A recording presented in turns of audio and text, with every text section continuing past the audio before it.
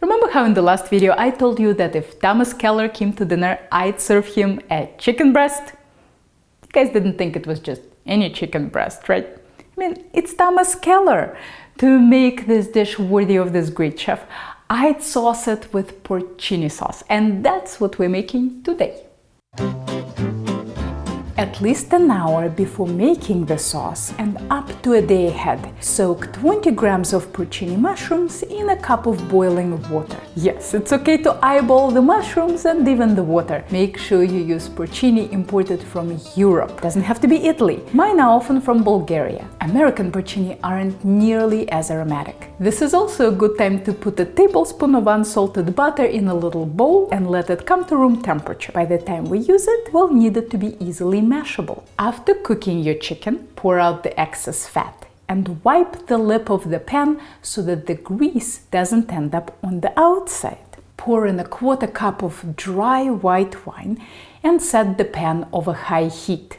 Then pour in the mushroom liquid through a sieve lined with a damp paper towel. The purpose of the towel is to catch the grit. Porcini tend to be very gritty. The porcini I buy are often broken up, and trying to get enough grit out of them to make them usable isn't worth it to me. So I get as much liquid out of them as possible and then discard them. Your porcini might be in better shape than mine. If you want to wash them, chop them and use them, go right ahead. But if you add them to your sauce and find that all they add is grit and chewiness, don't tell me I didn't warn you. Now let's add a couple of cubes of chicken stock. The quality of stock will make or break your sauce, so let's talk about that. Nothing out of the box works here. I'm not the kind of person who likes making pantry items because it's fun. Someone just asked me on YouTube how to make your own salt. You don't need to make your own salt, but you do need to make your own stock if you want to use it for a pan sauce. Another option is to buy stock online from Boneworks. The part that always confuses people is how much stock to add. And that depends on how reduced your stock is. If your stock is barely wobbly, like slightly thickened liquid, after at least 24 hours of chilling, that's what I call unreduced. Good chicken stock should be just slightly gelatinous. If, however, your stock feels like stiff jello, kind of like soft rubber, that if you threw it against the wall it would bounce back, that's what I call reduced stock. If you're using unreduced stock, you'll need about a cup of it. And in this dish we already have a cup of porcini liquid, which is 2 cups. That's a lot of liquid, my friends. By the time we reduce it, the chicken might get cold. So you have 2 options.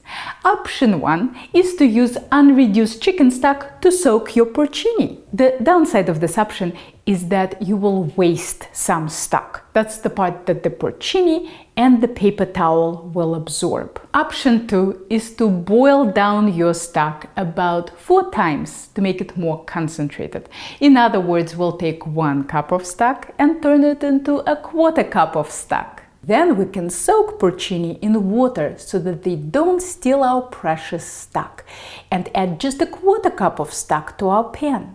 In the description below, I'll link to my video on stock making and reducing, and to Boneworks site in case you prefer to buy it. Their stocks come already reduced. While our sauce is reducing, let's make a thickener. Remember that tablespoon of butter that we had sitting at room temperature? Add 1 tablespoon of all-purpose flour and mash it together into a smooth paste. We might not need all of this, but this is the smallest amount that we can comfortably make. Once no streaks of flour remain, you are done. You can certainly reduce the sauce to a sticky consistency and not thicken it with flour butter paste. But I think the mouthfeel is better when you reduce it by about half and then thicken it slightly. Add about 1/3 of the flour butter mixture. Whisk it thoroughly until it dissolves. Wait to get the boil back and then cook for about a minute. This gives the flour a chance to hydrate properly and thicken your sauce. If you judge it too soon, you might end up adding too much of this thickening paste and the sauce will be starchy. If you can drag a flat spoon through the sauce and it leaves a trail behind, you are done. We are almost there. No need to add more thickener. Our sauce just needs another 30 to 60 seconds to reduce to the right consistency. Now let's add 2 tablespoons of heavy cream. Bring it to a boil and whisk to combine. Take the sauce off the heat and taste for salt. You might need a tiny pinch or none at all because the brown bits are plenty salty. The last ingredient is optional. It's a half a teaspoon of truffle butter.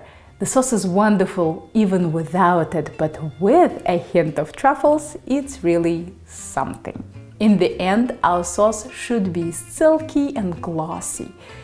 This is the happiest sight in all of cooking for me. Serve immediately.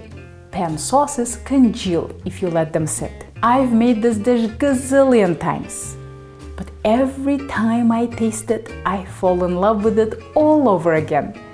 It has such depth and complexity to it that I prefer to serve it tapas style. It doesn't need a side dish or any other distractions. But I do like some good bread to mop up the sauce, or better yet, pirashki, Russian stuffed buns. So now you know my signature dish. What's yours? Oh, come on, everyone has one. And remember, it's not about how complicated it is, it's how good it is. This video was brought to you by viewers like you. If you liked it, click here to support my channel. Don't forget to subscribe, hit that little bell button for notifications. And if you're ever in the Boston area, maybe I'll see you in one of my classes.